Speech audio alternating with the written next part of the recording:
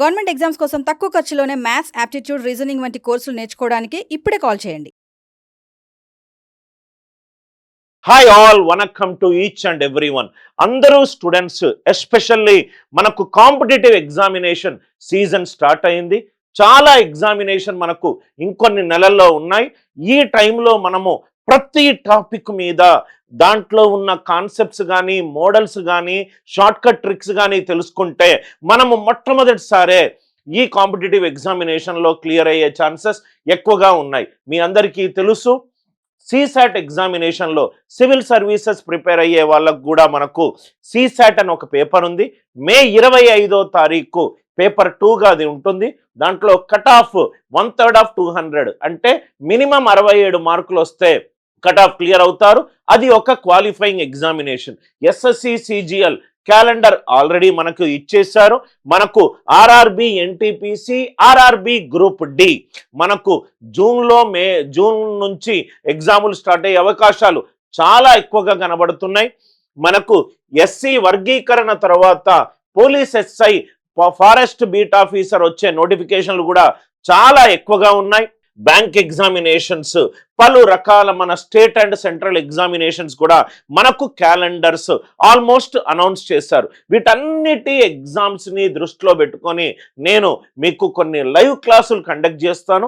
వారానికి మినిమం 3 నుంచి 5 లైవ్ క్లాసుల్లో నేను ఒక టాపిక్ తీసుకొని ఆ టాపిక్లో కొన్ని క్వశ్చన్లు తీసుకొని 1 గంట నుంచి 2 గంటల ఫ్రీ సెషన్ మీకు ఇచ్చే రైట్ వెసులుబాటు ఉంటుంది.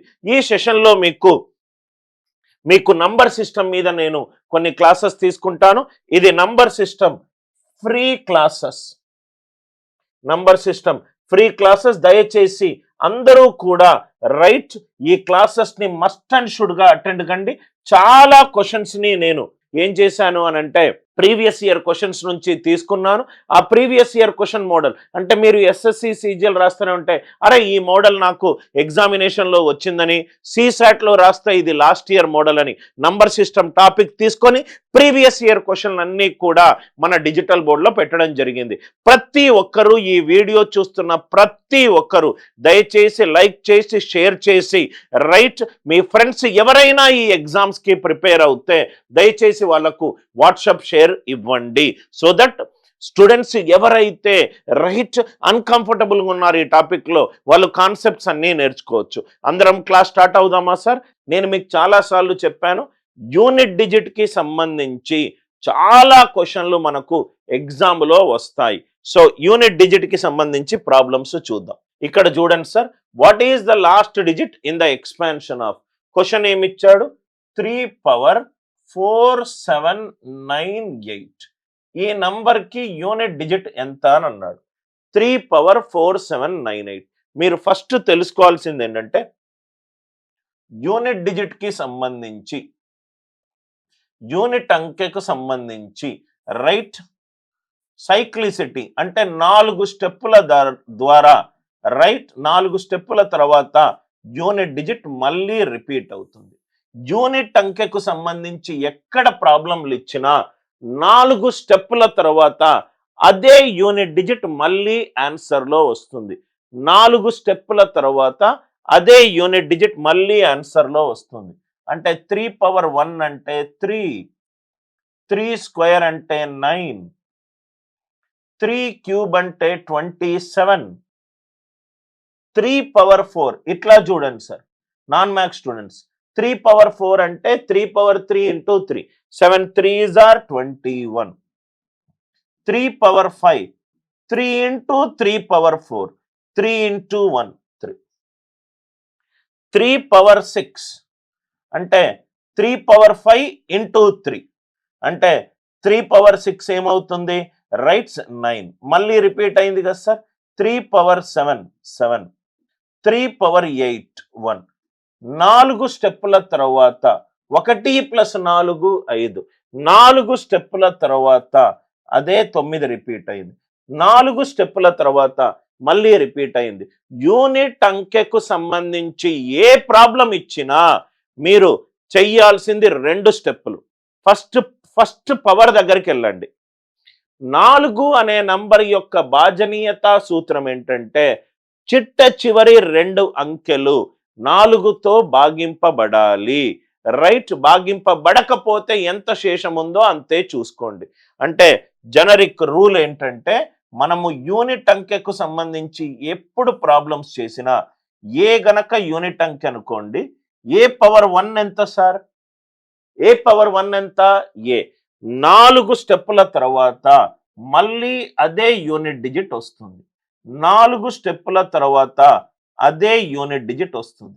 ఏ గనక యూనిట్ డిజిట్ అవుతే పవర్ గనక 2 ఉంటే 4 స్టెప్పుల తర్వాత మళ్ళీ అదే యూనిట్ డిజిట్ వస్తుంది. మళ్ళీ అదే యూనిట్ డిజిట్ వస్తుంది. ఏ పవర్ 3 4 స్టెప్పుల తర్వాత మళ్ళీ అదే యూనిట్ డిజిట్ వస్తుంది. మళ్ళీ అదే యూనిట్ డిజిట్ వస్తుంది. ఏ పవర్ 4k అంటే ఏ పవర్ 4. ఏ పవర్ 4k అంటే ఏ పవర్ 4. యూనిట్ డిజిట్ కి సంబంధించి మనము ఏ ప్రాబ్లం చేసినా ఫస్ట్ పవర్ 4 తోటి భాగించండి. శేషము ఏది రాకపోతే యూనిట్ డిజిట్ పవర్ 4. ఏ పవర్ 1 ఏదుంటే 4 స్టెప్పుల తర్వాత అదే యూనిట్ డిజిట్ వస్తుంది. ఏ స్క్వేర్ 4 స్టెప్పుల తర్వాత అదే యూనిట్ డిజిట్ వస్తుంది. ఏ పవర్ 3 4 స్టెప్పుల తర్వాత మళ్ళీ అదే యూనిట్ డిజిట్ వస్తుంది. యూనిట్ డిజిట్ కి సంబంధించి ఏ ప్రాబ్లంలు చేసినా ఫస్ట్ పవర్ ని 4 తోటి భాగించండి. ఫస్ట్ పవర్ ని 4 తోటి భాగించండి. 4 అనే నంబర్ యొక్క భాజనీయత సూత్రం ఏంటి?